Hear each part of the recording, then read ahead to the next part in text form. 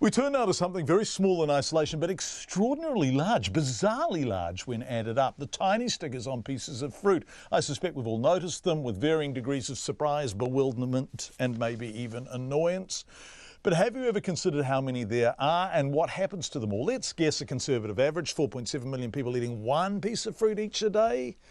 Some of you will eat much more. My son has returned home from school with the same apple every day for about the past 6 weeks. But if we multiply that by 365 days a year, we get an awful lot of fruit eaten in New Zealand. This at a time when we're desperately trying to cut down on plastic, which is what most fruit stickers are made of. And we're staggered by the fruit that has stickers on. A Checkpoint listener became so exercised about all these stickers, bless him, perhaps hundreds of millions being pulled off fruit in New Zealand each year. He wrote to us, and by golly, did he have a point to make, and did he make it with a singular commitment. Our reporter Zac Fleming and cameraman Nick Monroe went to visit him. Apples, peaches, bananas and pears.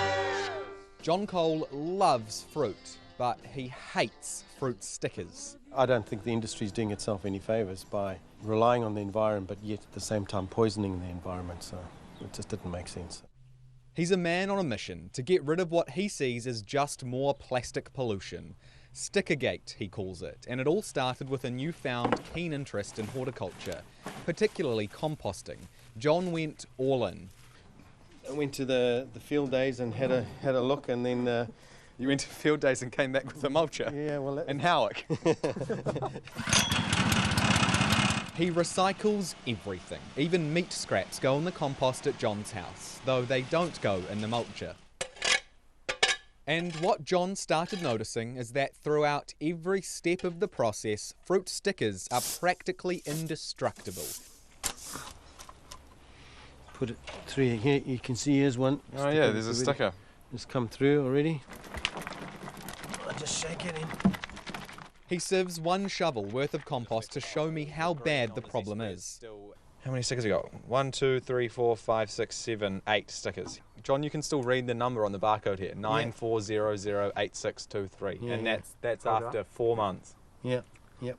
Fruit stickers are almost exclusively plastic. They do not break down. Because it's so small, people sort of tend to see it as insignificant, but when you take 5 billion insignificant pieces and you put them all together, it's actually quite a big problem. They are recyclable, but... Have you ever recycled a sticker on a piece of fruit? No, they find their way into my worm farm usually. Never. Oh wait, nah, that's not true. Not consciously in the last wee while, but... What's wee while? How old are you? 30. And when was the last time you consciously recycled a sticker on a piece of fruit? Can you even remember? Nah. What do you do with them? The stickers? Yeah. I remove them, I eat the apple.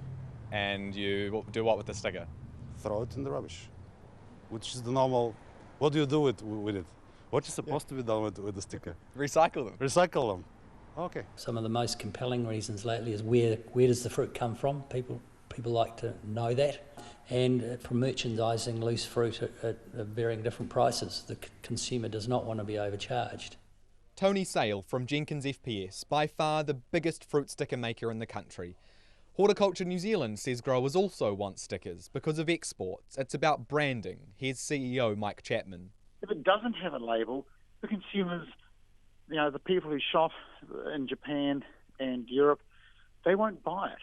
And then what about stickers like this, where it's literally just a picture of a kangaroo? What is the point in this?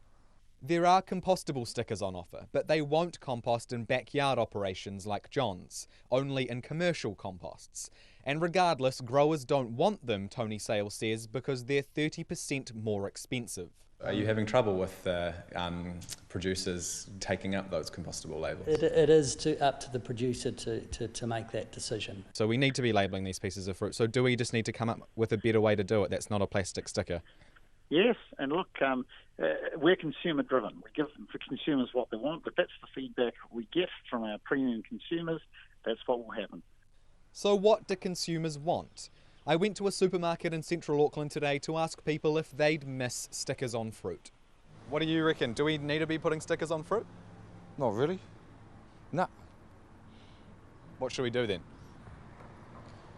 You want to get rid of them? Sell them as fruit. Just sell the fruit. I think it's unnecessary myself. These are made out of plastic, right? Yeah. Do you think they're necessary? No, I don't think they're necessary. Would you care if they disappeared? And No, I wouldn't care. Wouldn't even notice. Now, obviously, there are worse pollutants and bigger issues, but John believes we should still care about the smaller ones, stickers on fruit, because that's how we'll save the planet. Small changes. If each person can do their bit, or if each organisation can do their bit by trying to make a better world, then I think it's good for all of us. So. For Checkpoint, Zac Fleming.